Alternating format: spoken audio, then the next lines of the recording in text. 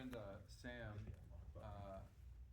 who's the first AD on the film, and a friend is gonna ask some questions. They can ask some too, right? Yeah, you can ask some, but we know half the people here. I feel real awkward. It's like having my mom at. Thanks for coming. I'm Rod Blackhurst. I directed and produced and co-wrote the movie, and Max the Impaler plays Dolly. And Sure do. we just came from Chicago and we're tired, and but we're glad you all are here. Thank you.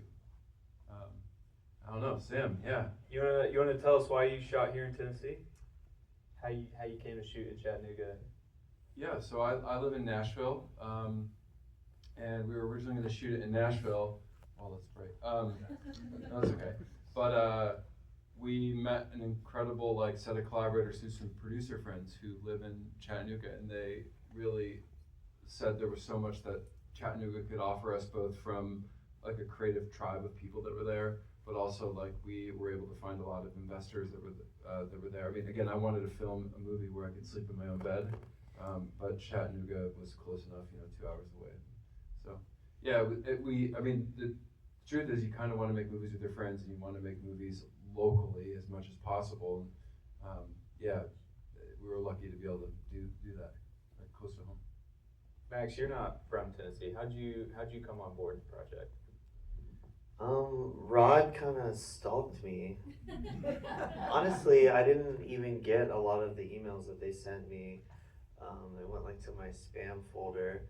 But I think you guys contacted NWA, and they called me and were like, hey, this production company's trying to get a hold of you. I don't know if it's legit or you want to check it out or whatever. And I was like, why not? Max is a professional wrestler, and we'd seen a very arresting image of you, and I just needed to, I don't know, pursue you as a stranger. Well, I'm glad you did, weirdo. Yeah, it comes across good. I blew up your DMs, that's what they would say. Yeah, sorry, I had to. Almost didn't see it. Yeah. Well, thank you for returning our call. No, thank you. Max, how was that your approach to playing for camera different than your approach to playing for the audience as a wrestler? What did you take from that? What was the same? What was different? I've worked for television companies, so it's kind of the same. We do have to play for an audience as well as a camera. But in wrestling, they say you have to make things big enough so the person in the top row can see you. So that transitioning to just working strictly for a camera was, I guess, the most difficult thing. I didn't need to do as big movements or be as overly, my gestures didn't have to be as big. We talked about that during pre-production. It's small is good, right? Yeah. It will translate, right?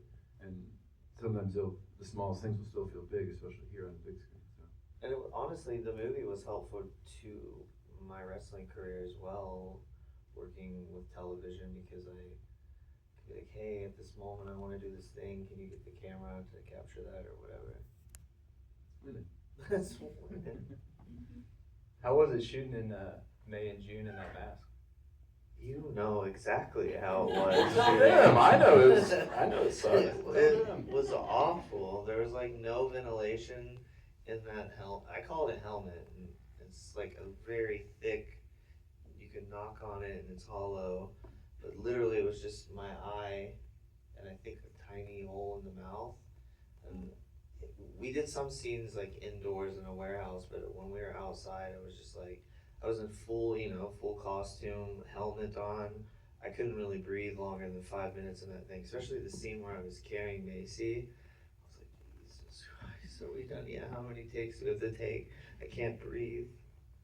I mean, you also had this, the mask had this silicone neck cowl, so you had no ventilation, and Max has asked us, and we've said, of course, that for future Dolly movies and stuff, we'll create ventilation and maybe a football helmet system where they can actually communicate with you. Or just, I don't know, something. Yeah. But the cowl, would just, Fill with collect, sweat. fill with sweat, and I would, slap it around. I know Sam loved that sound. Yeah, it was gross. It was really nasty. Yeah, it still is nasty. It's in my suitcase that United lost on the way here today, but it's love that. maybe they could just clean it up Yeah. before they give it back. when we would reset, we would put a fan up against the eye hole of the mask just to get air circulation. That's nice. It's great. Anything that you found interesting in the process of making a film that you didn't understand or didn't expect to come into? I guess just like I didn't expect how organized everyone was, and I didn't. Or I mean, coming from an independent wrestling background where it's just like, hey, you're on your own, but everyone was very helpful, very organized. It felt like a family, and it felt genuine and didn't feel like disingenuous, where a lot of times in wrestling that's what it feels like to me. And it was, I couldn't have asked for a better experience for my first movie, to be honest with you. Oh, thank you. You're welcome. But you know, everybody that was there, not just you. Do we have anybody who has a question? And if you don't, it's okay too. It's all right. Oh yeah, over here. How long did filming take? Yeah, we shot the movie in 20 days. Wow. And we actually, well, because it's in the press notes, Sam, we wrote that maybe it felt like 19 because we lost half of our first 2 days to just the growing pains of like, Yeah, first shot day one was. Oh, halfway After into the day. lunch. Yeah, it It took a was- while to get up and ready. Yeah. But yeah, not a lot of days. Could have used a couple more. A handful more. Yeah. Slower pace, right? It was a sprint. Any other questions? Oh yeah, man. Exterior of the house, was that VFX, matte painting, miniatures? Matte painting. So the house we built on a it was a non-traditional sound stage. It was a old perfume factory in Chattanooga, and so the two floors are separated. The first floor did have a stairwell that ascended, but it was just a raw space. I mean, the space was cool, but it was like not a sound stage.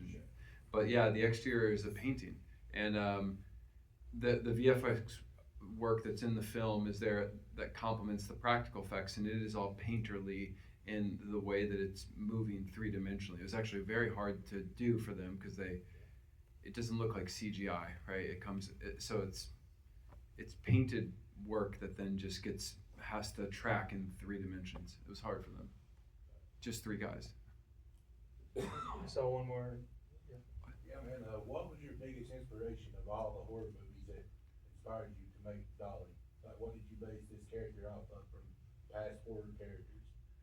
Well, so the film generally, it comes from many different things, right? I was born in 1980 and grew up in the woods without a TV, and you start watching movies of a certain kind, and they feel forbidden and dangerous, and Texas Chainsaw Massacre, and for Brandon, Tourist Trap was like very important in his development as a writer and filmmaker, and so I mean, and of course then you learn about David Lynch, you learn about films like Martyrs and High Tension and Calvaire, and those start to get all like kind of mashed together in the way you're thinking about things.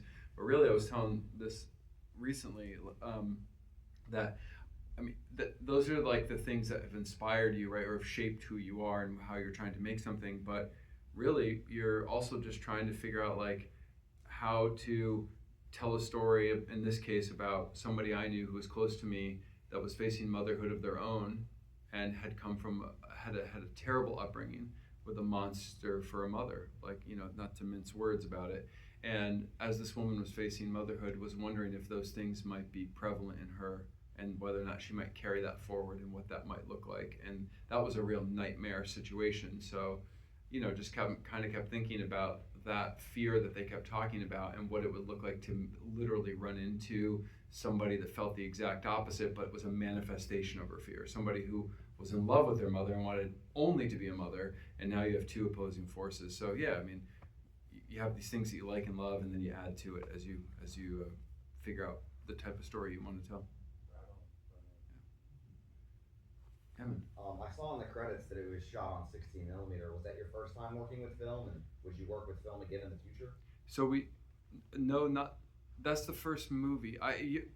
Years ago I worked in documentary film, and I made a 16 millimeter film back in 2004, and functioned very differently though. We would shoot film again. Film is hard. There's no outtakes, there's no bloopers, you know, because it costs money. You don't have the money to do anything. You can't keep shooting. But I don't know. I think we would shoot film again for sure. I mean, it's funny. Like now, I only see the positives in it. But at the time, there were many stressful things. You know, like we had a little SD monitor. All we could watch was the aspect ratio was incorrect, and it looked like a security camera footage from a porn shop in the '80s. And like that was about all that you could. I don't know what a porn shop in the '80s looks like, so I shouldn't say that. So it was hard. Tech broke day 4 as well. So it was like we were shooting blind. We would just shoot things and be like, well, I mean, and dude, granted, that's how they made Ben-Hur, and that turned out well. Right? So I think we would shoot film again. It was practical though, highlights and no lights in the woods. So for those who, it's just a solution. Yeah. Oh yeah, up there, man. How much was the budget for the film? Not enough, but boy, I can't say, but I'm trying to think about how to. Yeah, not enough. An independent film made through cobbling together and begging, borrowing, and stealing. I mean, part of the reason for shooting in Chattanooga was we got a fair amount of in-kind donations. Like the warehouse was essentially, it wasn't free, but it was relatively affordable. Or we had free housing, free land. The whole movie, and I know this isn't outright answer to the question, but the whole movie started from a position too, narratively. Okay, you have these things you like, these references, the story you want to tell. Well, what's cheaper than the woods during the day and 7 characters and 4 or 5 locations, and so just trying to figure out how to stretch everything you have and do, within your guardrails, still find something creative to do. Yeah, not a lot of money. Oh yeah. Were there any sequences that played out in the final cut exactly how you imagined when you were writing it, and any that really changed from conception to final product?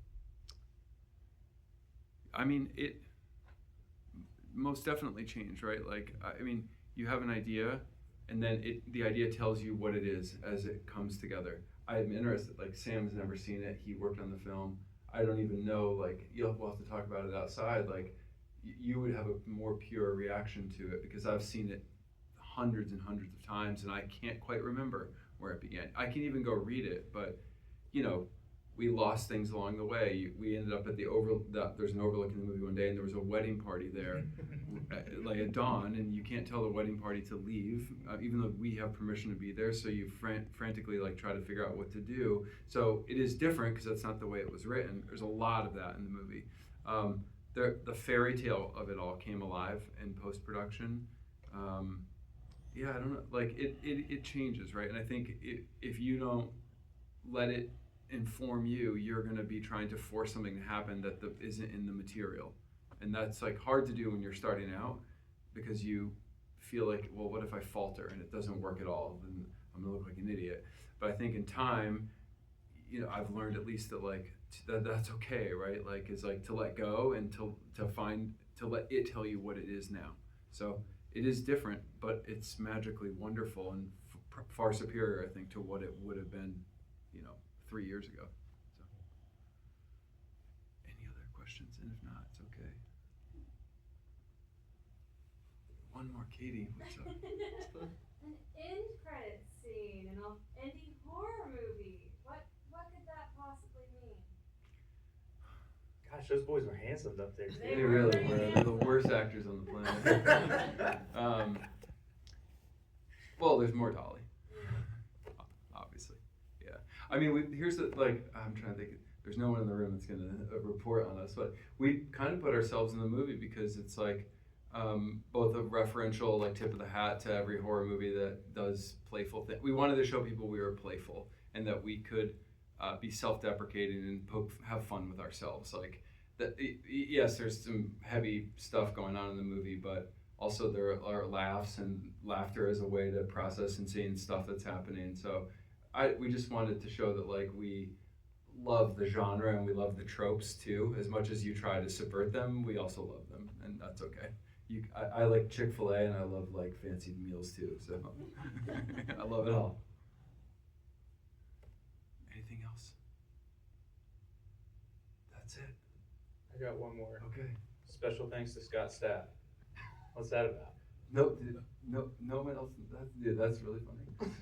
Well, Creed got us through that. Creed got us through that. Someone sang to me a lyric a while back. It was something about like with jaws wide open, and I was like, I'm just gonna steal that and use that going forward. Again, having fun. Thank the people in the credits who like, yeah, bring joy to your life. Horror movies are joyful, right? Like, despite making them is joyful, making them with your friends, and they're about heavy things, but they can also be fun too. And I think that is just us trying to be us. You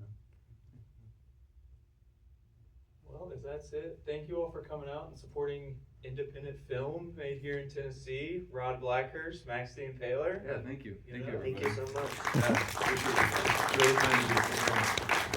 Sunday night.